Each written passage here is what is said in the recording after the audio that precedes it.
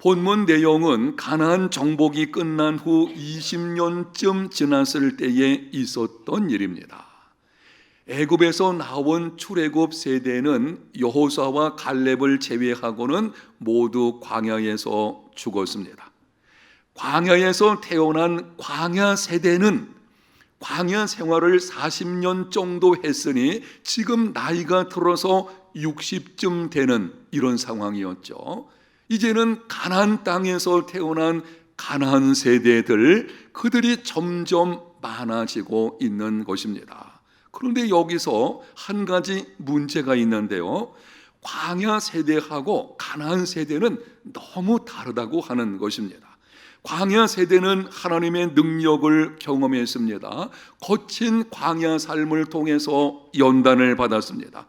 요단강을 가르시는 하나님의 이적을 보았습니다. 가나안 정복의 전쟁을 치렀습니다. 그러다 보니 웬만한 일에는 흔들리지 않는 강한 믿음의 사람들입니다.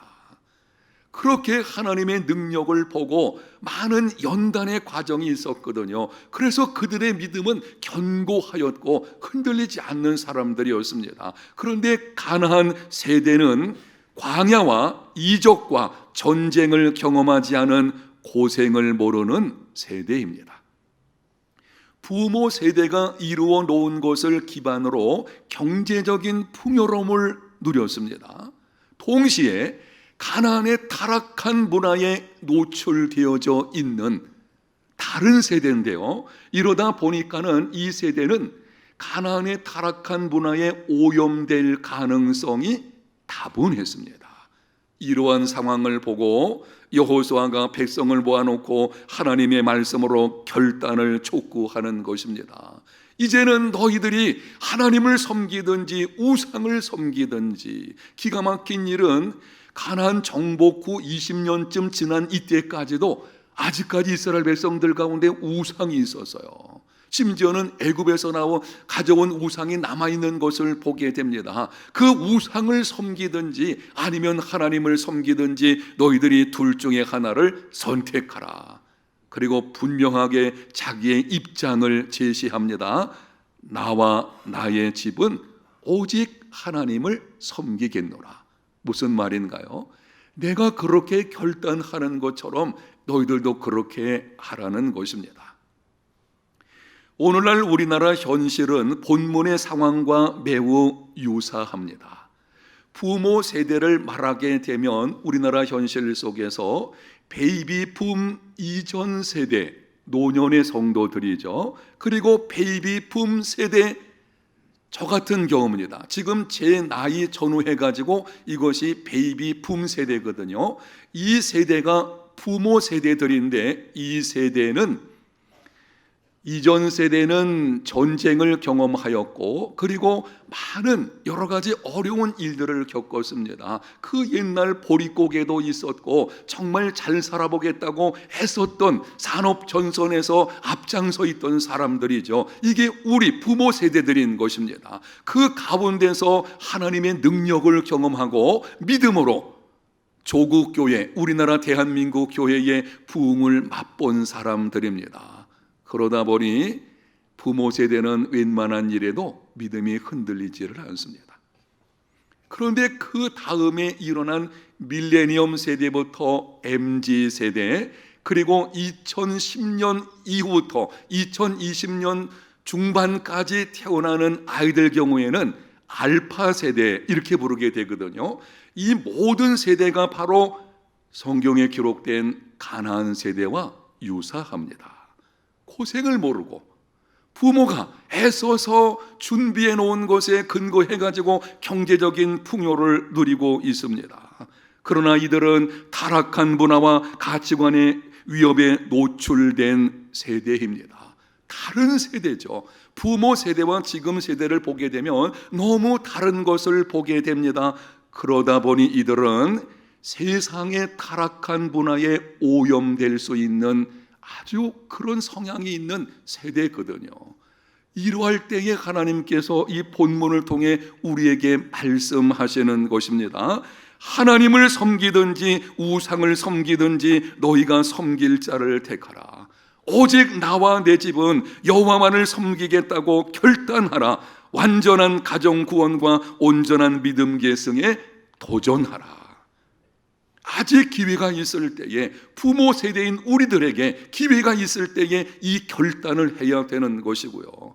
가나안 세대, 부모 세대가 아니고 좀 전에 말씀드렸던 이 현실적인 가나안 세대도 말씀을 들을 때에 결단을 한번 해야 합니다.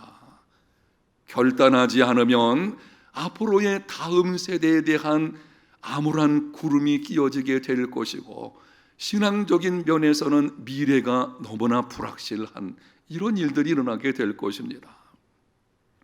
이렇게 우리가 결단할 때에 몇 가지 기억할 것이 있습니다. 첫 번째는 신앙생활에 중립은 없다.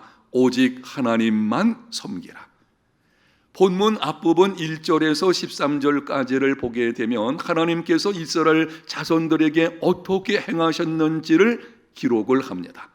하나님께서 말씀을 하시게 되는데요, 내가 너희들에게 어떻게 해 주었는지, 그런데 그 내용을 쭉 읽어보게 되면 반복되는 단어가 있습니다. 무려 12번에 걸쳐서 반복하여 강조하는 말씀이 있는데, 내가 라고 하는 것입니다.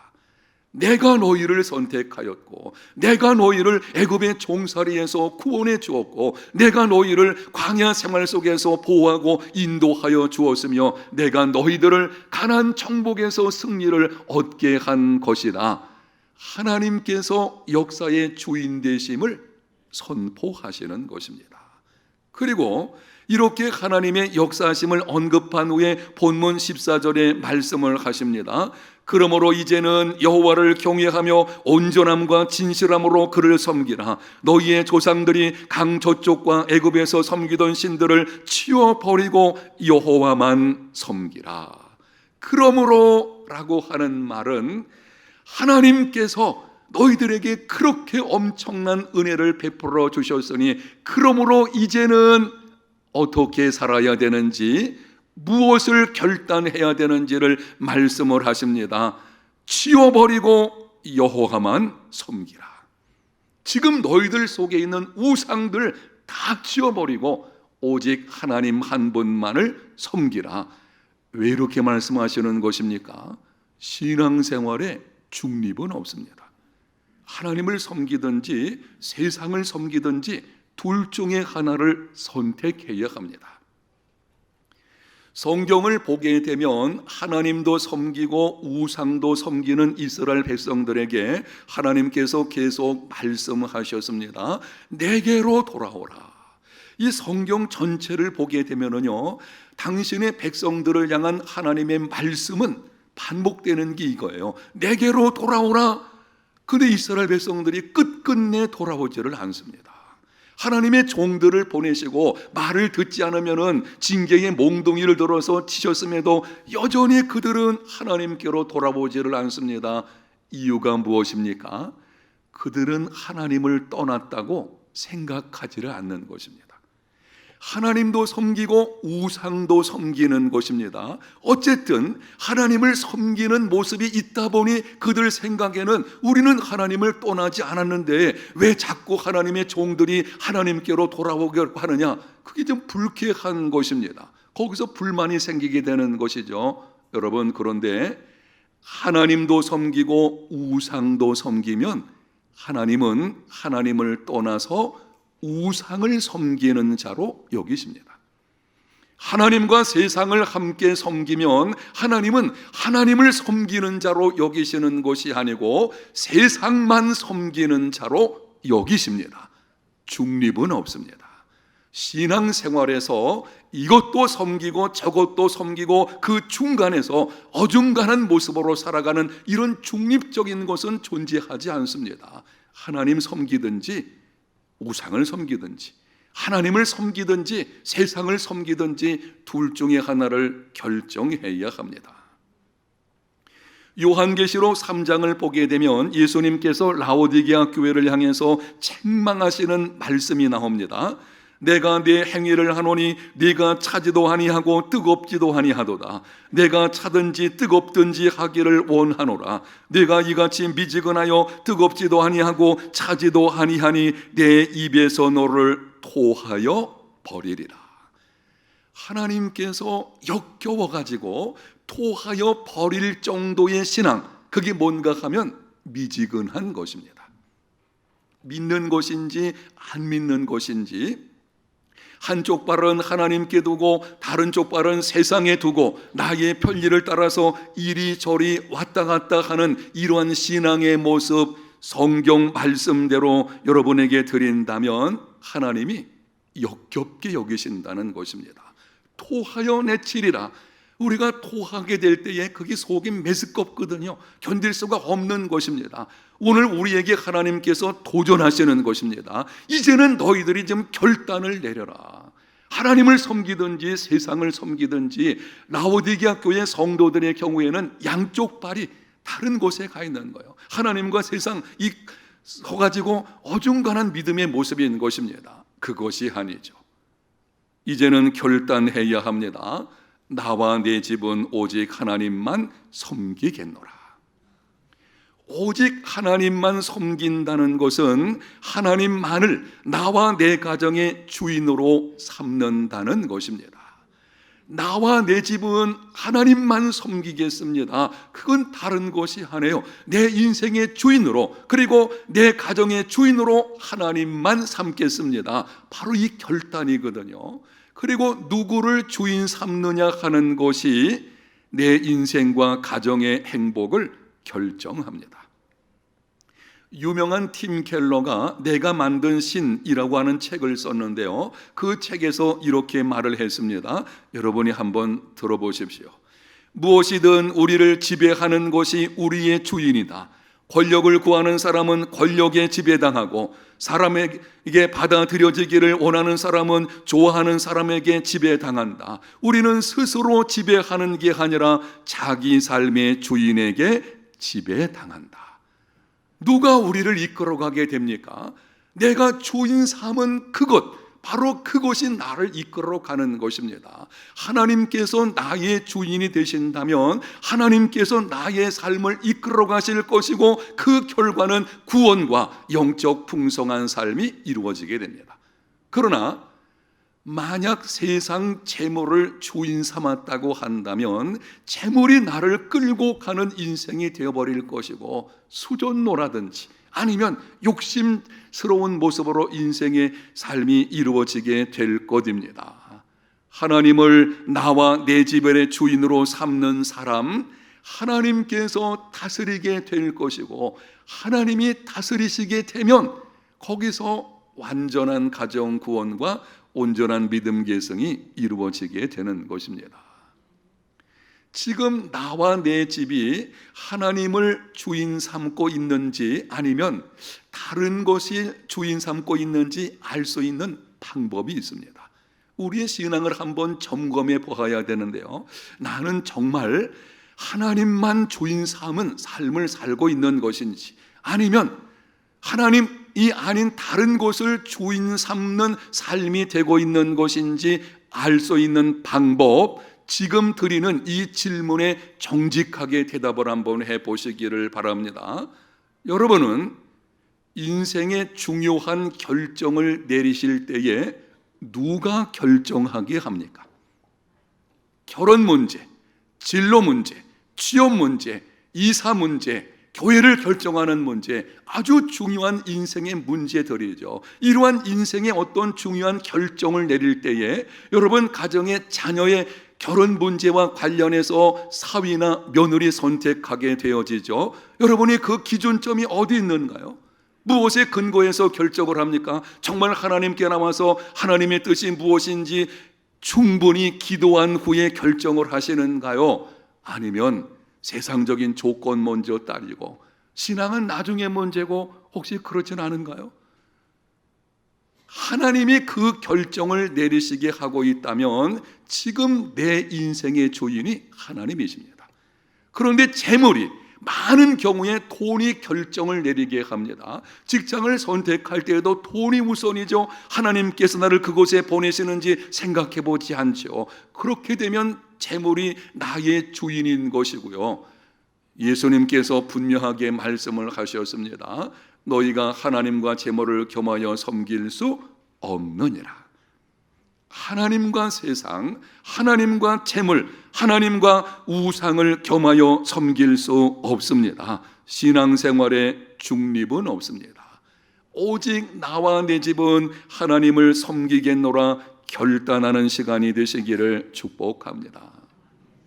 두 번째 기억할 것은 오늘 선택하고 오늘 결단해야 합니다. 15절 하반절에 여호수아가 이렇게 언급합니다.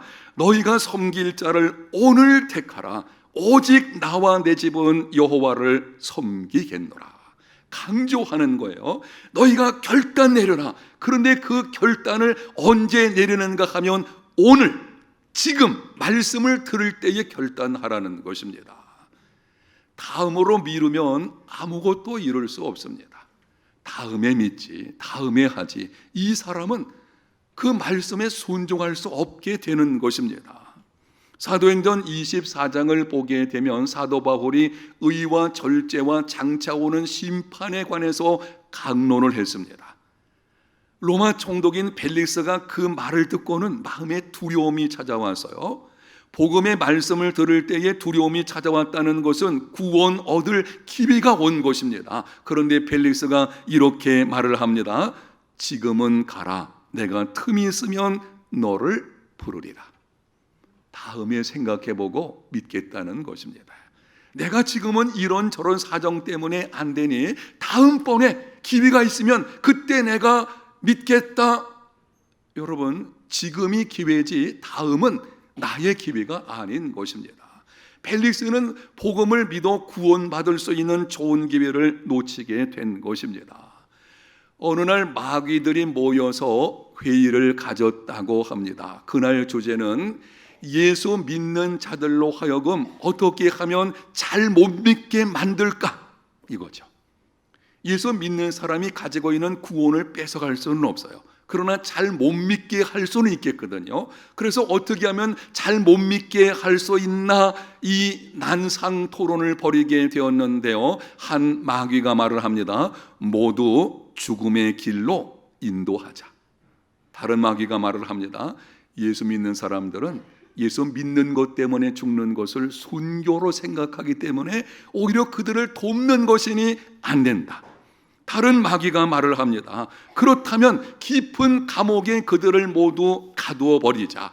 다른 마귀가 말을 합니다. 예수 믿는 사람은 깊은 감옥에 들어가면 거기서 기도하고 찬송하게 되므로 복음이 더 많이 퍼질 것이니 안 될 것이다. 그렇다면 모든 재산을 다 빼앗아 버리자.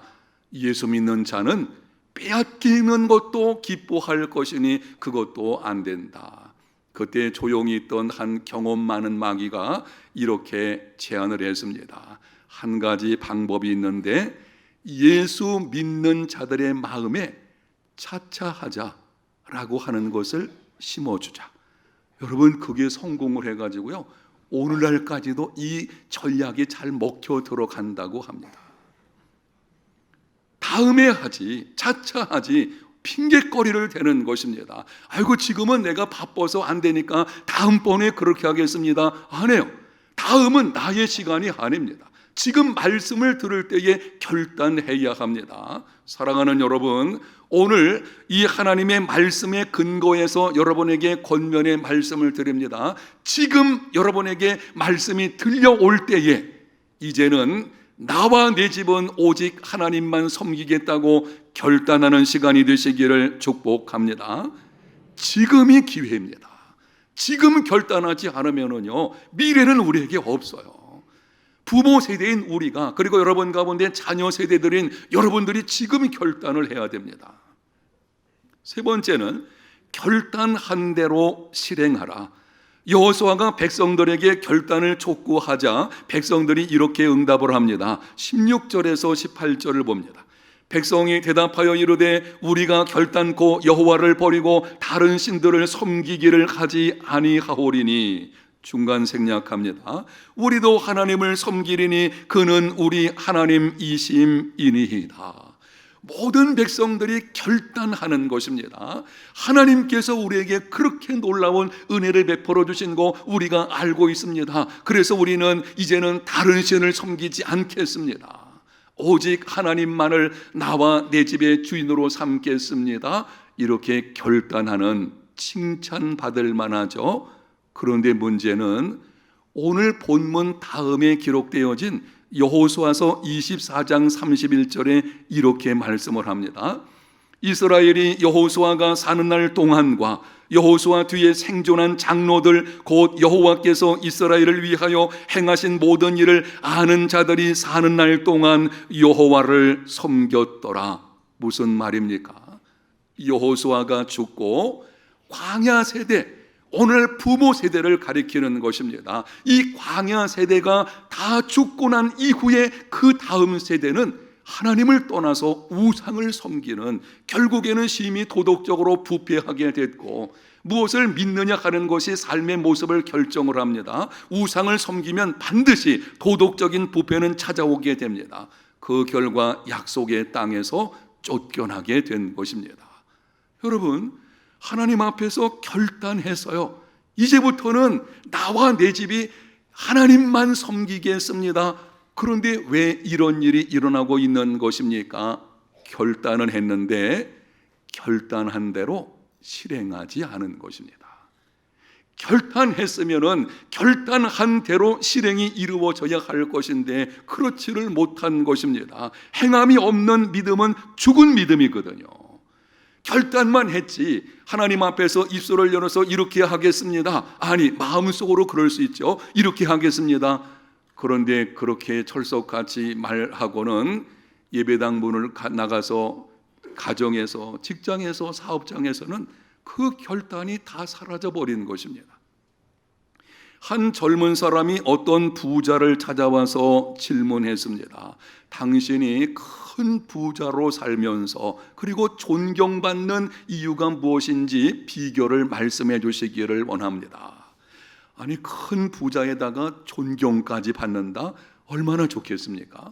그래서 그렇게 질문하는 것입니다. 부자는 자신의 세 가지 생활 철학을 말을 해 주었습니다. 첫 번째, 술 마시지 않는 것.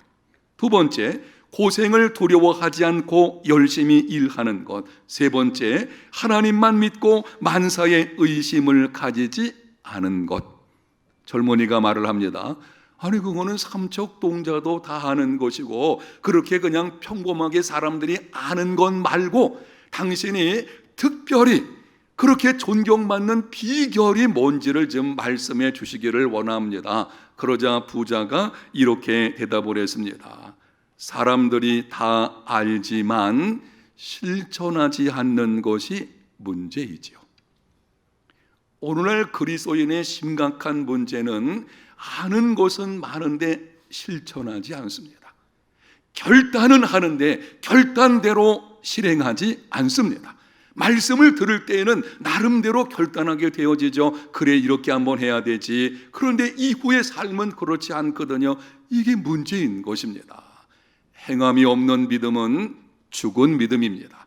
여러분이 오늘 말씀을 들을 때에 그래, 이제부터는 우리 가정이 완전한 가정 구원과 온전한 믿음 계승을 이루어내야 되겠다. 그 도전 정신을 가지고 나와 내 집은 하나님만 섬기겠습니다. 결단했다면 그 결단한 것이 여러분의 가정에서, 직장에서, 사업장에서, 있는 그곳에서 계속 이루어지게 하는 삶이 되시기를 축복합니다. 그때의 놀라운 변화가 일어나게 되는 것입니다. 가정의 달을 맞아서 오늘 말씀을 듣는 저와 여러분 모두 앞에서 말씀드린 것처럼 정말 완전한 가정 구원과 온전한 믿음 계승을 이루는 진정한 인생의 성공자들 다 되시기를 예수님 이름으로 축복합니다.